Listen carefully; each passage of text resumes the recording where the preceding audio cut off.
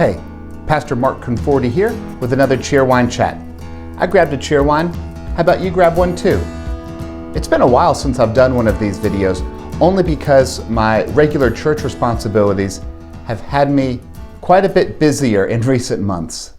But I'm excited to have this video with you now to share some really important information with you, including what's coming up in the 5th Sunday Seminary on January 29th. So, grab a Cheerwine and let's chat.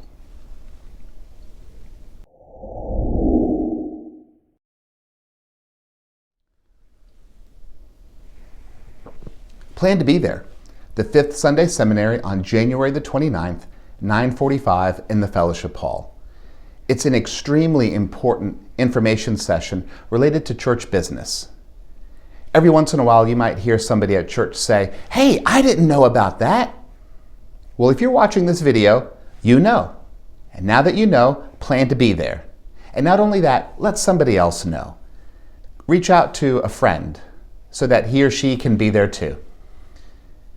Now you might hear this phrase, church business, and it may not feel quite right. You think to yourself, hey, we're not a business. We're not manufacturing widgets on an assembly line. Well, that's true. But I remember some wisdom that a dear friend of mine said, a pastor friend. He said, whenever decisions are being made about people or money, business is happening. I would add on to that, whenever decisions are being made about people or money or vehicles or buildings, property, endowed funds, business is happening. And as the church, we need to do business faithfully. We need to do it well so that we can be set up for our discipleship ministries. It's a platform so that we can reach out with care and compassion to the world. So plan to come to this important session. You're going to hear some data presented thanks to a presentation originally given to the church on December the 12th by Mr. Joel Gillen, the president of Wesley Community Development. Our church contracted with Wesley Community Development to do an asset analysis. And now, Jason Walzer, one of our church's members, Jason is going to present this information. We're really thankful to Wesley Community Development for providing a special dispensation to allow us to share their findings on a broader platform. This will be an incredibly informative session. It will have to do with things like parking. How often do we use our building throughout the week? Trends with regards to giving, trends with regards to ages of our congregation members. And when you put it all together and look down the road a few years, where does that put us?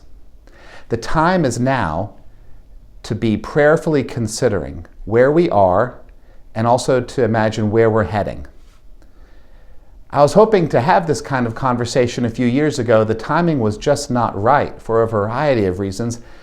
COVID-19, of course, disrupted everything and even accelerated some trends that were already in place. Church leaders, laity and clergy alike, throughout North America have noticed that some of the old ways of doing church business are just not working anymore. Just not working. And now we have data that demonstrates that.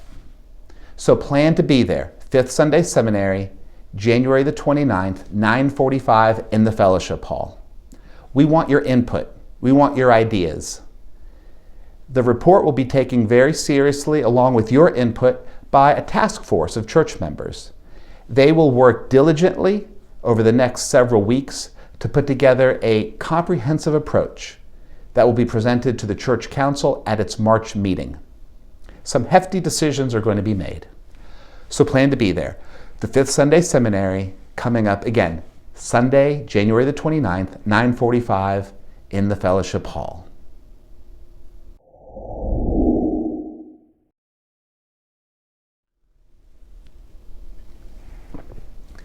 Last year, Bishop Ken Carter invited me and other senior pastors of other First churches within the annual conference to come together for a learning cohort, recognizing that along the interstates we have special towns and cities. And at the city center, you'll find anchor churches, including in Salisbury, First United Methodist Church. You might be surprised to know this, maybe not, but a lot of the challenges that we have at our particular church are also challenges that other First churches have in other downtowns throughout our region. We can share our stories, we can share resources, we can share ideas, and we can learn from one another. So, I've been meeting with these other senior pastors over the past several months, and just this past week, we were able to meet together along with teams of laity from our respective congregations. Here's a picture from that event. Up in front you see Bishop Ken Carter himself offering a presentation. I'm really thankful for the visioning team from our church. They've been meeting together for about a year and a half, praying and asking questions and learning and discerning, figuring out what are some next steps for our church as we go faithfully into the future. I think continuing to meet with these other teams of laity from other First churches will continue to be a real blessing to our congregation. So look for more of this in the months to come.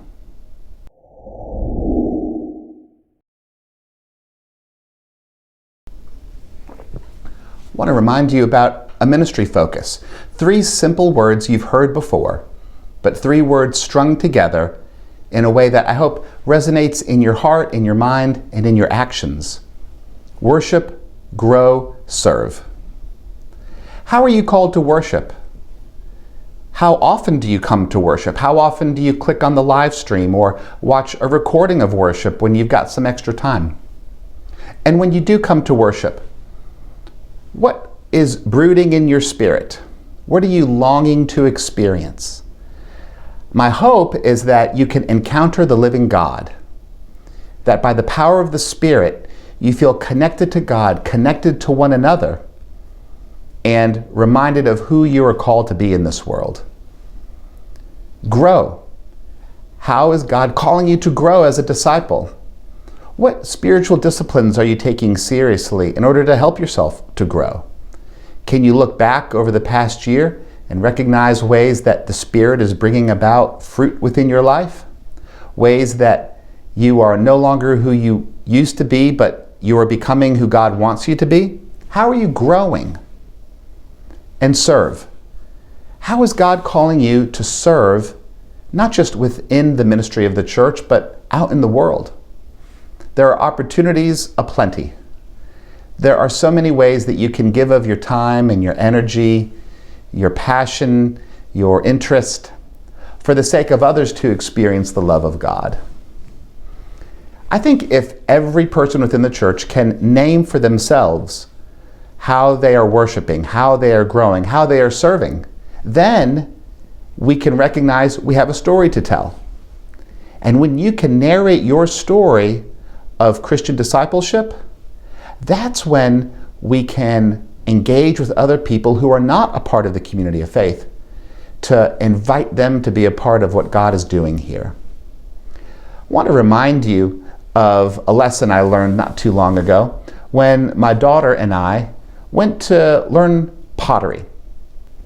To cut to the chase, here are 2 pieces of pottery from my own hands. Here you see the one that didn't quite make it, and the one that looks okay. It may not be the most beautiful piece of pottery, but look, it's functional. It can hold chapstick, it could hold my keys, it could hold a bunch of paper clips. It's useful. Remember these words from Isaiah chapter 64, verse 8. We are the clay, and you are our potter.